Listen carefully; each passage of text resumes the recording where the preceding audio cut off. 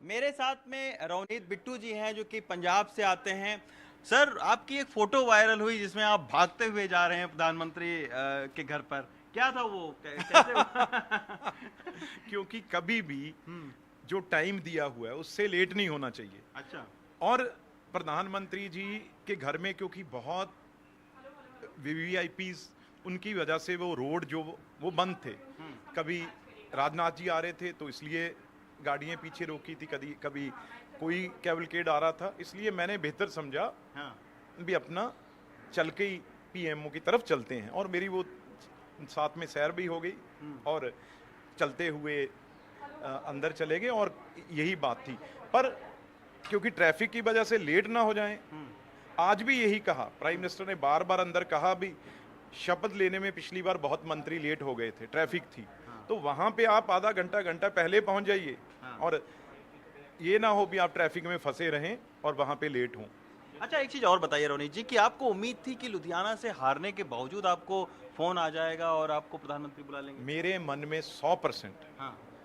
ये उम्मीद ही नहीं थी, हाँ। मुझे विश्वास था। कैसे? क्योंकि जब भी मैंने बीजेपी ज्वाइन की,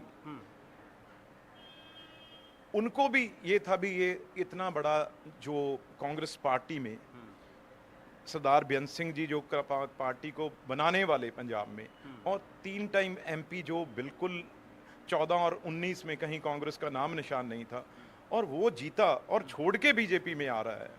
तो ये एमपी बनने के लिए नहीं आ रहा, ये पंजाब के लिए। क्योंकि वहां मैं चौथी बार, अब 7 एमपी जीते हैं, लुधियाना कांग्रेस जीती है, मैं फिर जीत जाता।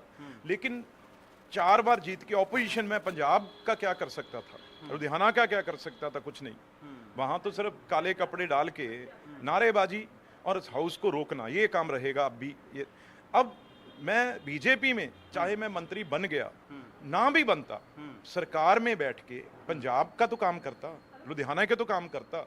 इसलिए मेरी ये सोच थी, इस सोच को ही देखते हुए, और इसमें मुझे मंत्री बनाना नहीं इंपॉर्टेंट, इसमें प्रायोरिटी पंजाब है। पंजाब का प्रतिनिधित्व मिल रहा है। पंजाब को कैसे बीजेपी ने इस बार वो बीज तो बीज 23 सीटें हम विधानसभा जीत गए, तकरीबन हम 19% के पास वोट बैंक है हमारा। तो इसलिए पंजाब एक बहुत उपजाऊ आगे ज़मीन है हमारी, तो जिसमें हम 27 में वहाँ पे बहुत अच्छा परफॉर्म करेंगे। हाँ, ये 2-3 बड़े इशू हैं जो हमें दरवाजे तक किसान के, मजदूर के पहुँचना है, और उसे सेंटर की स्कीम्स पहुँचानी है, और सेंटर के पास उसकी जफ्फी पंजाबी में कहते हैं वो डलवानी है, और कोई कमी नहीं है।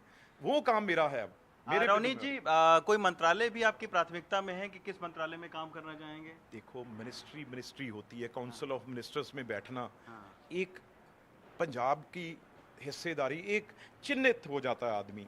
मिनिस्ट्री कोई हो, जिसने काम करना है उसने काम ही करना है। तो इसलिए मेन काम है पंजाब को यहाँ पे एक जगह मिलनी, एक कुर्सी मिलनी, और उससे पंजाब के संबंध हैं उसे ठीक करना, और सेंटर की हर चीज वहां पे लेके जानी। अच्छा, एक आखिरी सवाल सर, आज प्रधानमंत्री जी का उद्बोधन रहा, क्या आप लोगों की, क्या उन्होंने क्या बताया आप लोगों को? प्रधानमंत्री जी का सीधा सबसे पहला ईमानदारी ईमानदारी ईमानदारी, उससे बगैर कोई एजेंडा ही नहीं। और दूसरी, किस तरीके से आपने कोई भी अपना, ऐसे नहीं लगना चाहिए भी आप वर्कर को इग्नोर करके, आप कार्यकर्ता को इग्नोर करके अपने रिश्तेदार भरमार कर रहे हैं वहाँ पे। इन चीज़ों से बचना। और बाकी ये मत समझना भी आपको अगर मंत्री बना दिया आप में बहुत कोई खूबी हैं। सारे मेंबर पार्लियामेंट हैं उतने इंपॉर्टेंट हैं जितने आप हैं। इसलिए आपकी बारी आ गई, क्योंकि नंबर हैं उसमें उतने बन सकते हैं। तो इसलिए ये एहसास कभी मत कर लेना भी आप वीवीआईपी हो गए हैं, और एयरपोर्ट की लाइन छोड़ के आप अब दिखाएं भी मैं आज बड़ा आदमी हो गया हूँ।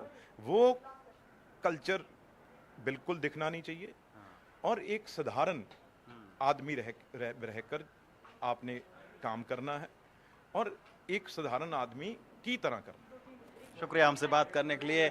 रवनीत सिंह बिट्टू हैं, जो कि सबसे बड़ी बात है कि लुधियाना हारने के बावजूद जो है वो प्रधानमंत्री ने इनको कैबिनेट में अपने जगह दी।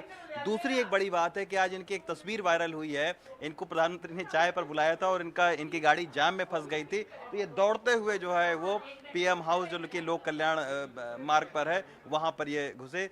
लेकिन इनका ये साफ तौर पर कहना है कि ये पंजाब का प्रतिनिधित्व मंत्रिमंडल में करेंगे।